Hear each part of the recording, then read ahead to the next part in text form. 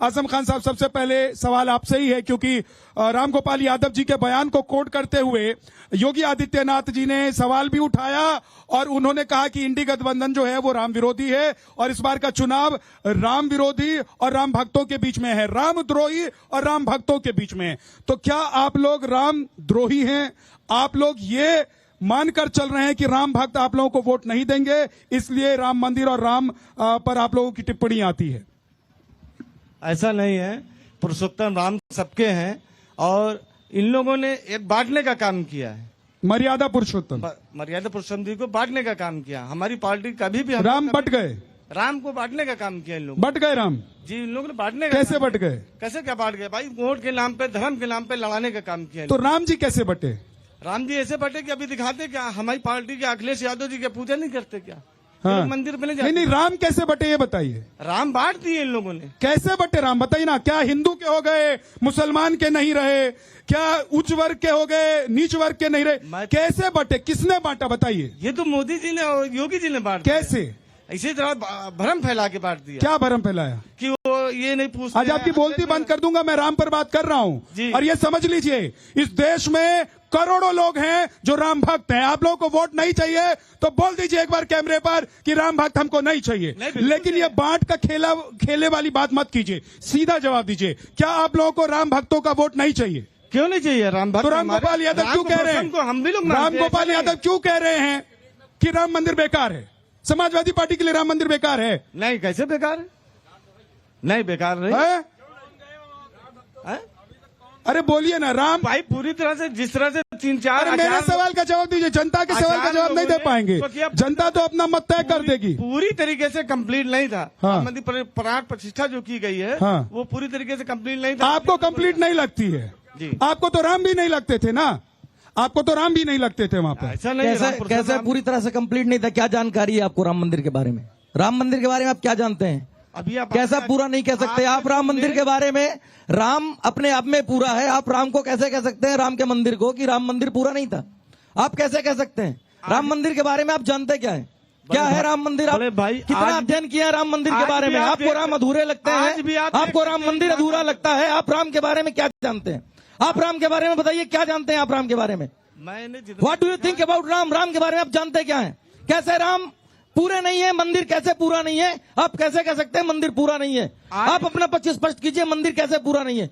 आप बताइए मंदिर कैसे पूरा नहीं है? आज भी वहाँ काम चल रहा है। काम तो घर में लगातार चलता है। जब आप घर बनाते हैं तो घर में लगातार काम चलता है। कभी टाइल्स चलती है, कभी पत्थर चलता है। आपके 4 गुरु, आप उनसे पूछिए। कौन 4 गुरु? एक सेकंड रुकिए धर्मेंद्र जी, 1 मिनट रुक जाइए। चलिए, राम को तो आप नहीं जानते हैं आजम खान साहब, ये बताइए औरंगजेब को जानते हैं, मुगल को जानते हैं, किसको जानते हैं बताइए? औरंगजेब को जानते हैं? औरंगजेब को जानते हैं?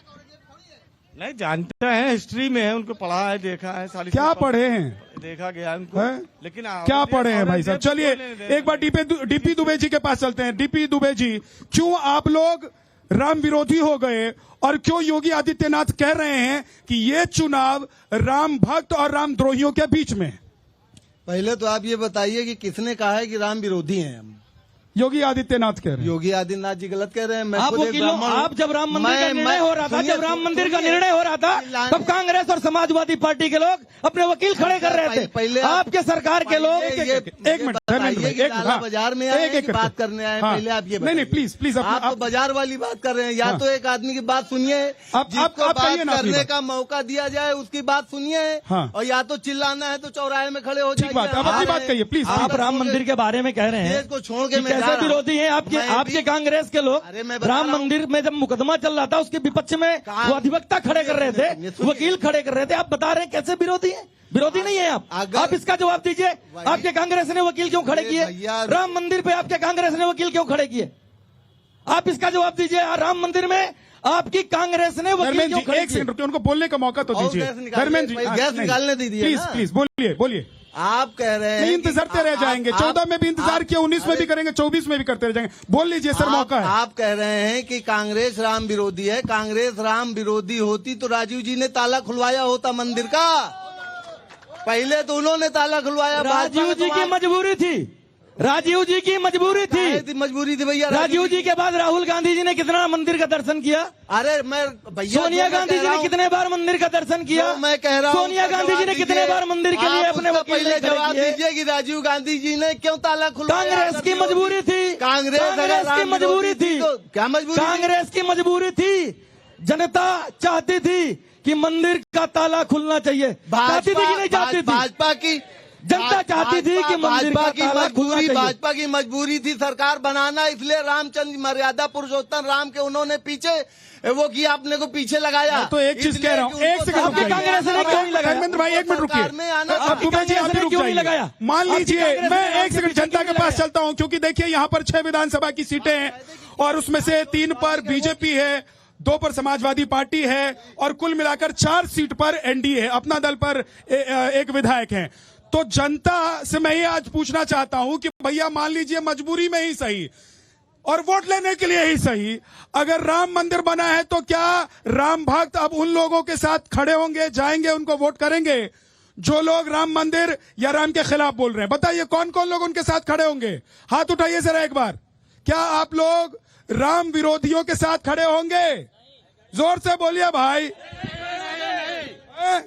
क्यों नहीं होंगे? क्यों खड़े हो? जो राम का नहीं वो हमारा क्या होगा? वो देश का क्या होगा? उसको तो अमेरिका ले जाना है ना। आप कौन नहीं है राम का? वो तो कह रहे कि सिर्फ योगी जी आरोप लगा रहे हैं। कांग्रेस पार्टी में कोई हिंदू है ही नहीं है। पहले उच्च पद पे आप ये हमको बताइए।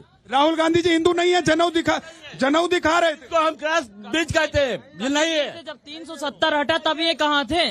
कश्मीर से जब 370 हटा तब ये कहाँ थे? इन्होंने कभी उसका पक्ष लिया है? अरे सर, बहुत देर से डिबेट हो रही, बेरोजगारी, महंगाई, इस पर भी बात होगी। इतनी देर से आप लोग सब शुरू हैं। भाई देश की सबसे ज्यादा यहाँ पर बेरोजगार लगभग 65% जनसंख्या है, ठीक। उसकी बात आपको राम, रहीम, अकबर, औरंगजेब, ये सब बात अलग है, ये इतिहास हो गया। आज की बात है, आज की समय, वर्तमान समय सबसे बड़ा मुद्दा है महंगाई। क्या राम जो है या राम मंदिर मुद्दा नहीं है? और योगी आदित्यनाथ ने जो बातें कही हैं वो कोई मायने नहीं रखती है? आप किस उद्देश्य से यहाँ पर आए हैं? आप एक निर्वाचन को में जागरूकता के लिए आए हैं? नहीं, हम तो डिबेट के लिए आए। नहीं तो डिबेट आपका जो गलत। जागरूकता के लिए तो आप जैसे लोगों को रखा हुआ है, जागरूकता के लिए तो आप जैसे लोगों को रखा हुआ है। क्या नाम है आपका? मेरा नाम सुनील कुमार गुप्ता। गुप्ता जी ये बताइए कि क्या राम भक्त और रामद्रोहियों के बीच में ये चुनाव है? भैया हम तो राम भक्त हैं और राम भक्त के साथ। राम भक्त कौन है? राम भक्त हमारे मोदी जी हैं। वो तो कह रहे हैं कि मोदी जी ने तो बांट दिया है और योगी जी ने राम को। भैया जिनको बांट दिया उनको बांट दिया, हमको रखा है, मैं तो उनके साथ। अच्छा है? खिलाएंगे क्या? बेरोजगारी कौन देखेगा? राम जी खिलाएंगे यहाँ आके? ये बताइए, 4 साल नौकरी हो गई है, एक बार चुनाव लड़ने की उम्र मांग रहे हैं और यहाँ नौकरी 4 साल कर दिए हैं। चलिए इधर भी कुछ लोग खड़े हैं जी, एक सेकंड आ रहा हूं। सर मैं 69,000 शिक्षक भर्ती में चयनित अभ्यर्थी हूं। 5 साल से आंदोलन हम कर रहे हैं इको गार्डन में, कोई सुध लेने वाला नहीं। योगी जी के आर्डर पर लिस्ट आई है, आज तक नियुक्ति नहीं मिली है। हम कैसे माने कि योगी जी सच बोलते हैं? योगी जी के कहने से लिस्ट आई थी और आज तक नियुक्ति नहीं मिली है। मेरा दर्द है ये, मैं एक युवा हूं, मेरा दर्द है। मैं तो इस बार चुनाव में प्रधानमंत्री किसको चाहते हैं? प्रधानमंत्री हम कोई भी बने लेकिन रोजगार दे। छोड़िए इसको, छोड़िए। कोई भी नहीं बनता है ना, कोई एक आदमी तो देश का प्रधानमंत्री। अभी जो उम्मीदवार दिखाई दे रहे हैं उनमें आप किसको प्रधानमंत्री चाहते हैं? जिसने सबसे ज्यादा रोजगार दिया, कांग्रेस का प्रधानमंत्री चाहता हूं। जय हो कांग्रेस।